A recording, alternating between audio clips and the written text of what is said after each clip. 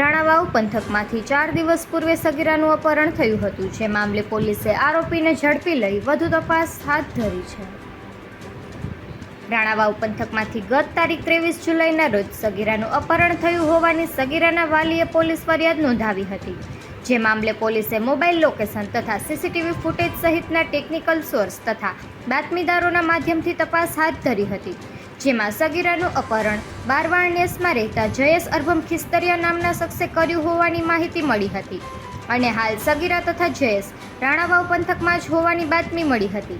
આથી પોલીસે જયેશને સગીરા સાથે ઝડપી લીધો છે અને સગીરાની મેડિકલ તપાસ સહિતની કામગીરી હાથ ધરી છે, તેમજ જયેશની વધુ પૂછપરછ હાથ ધરી છે.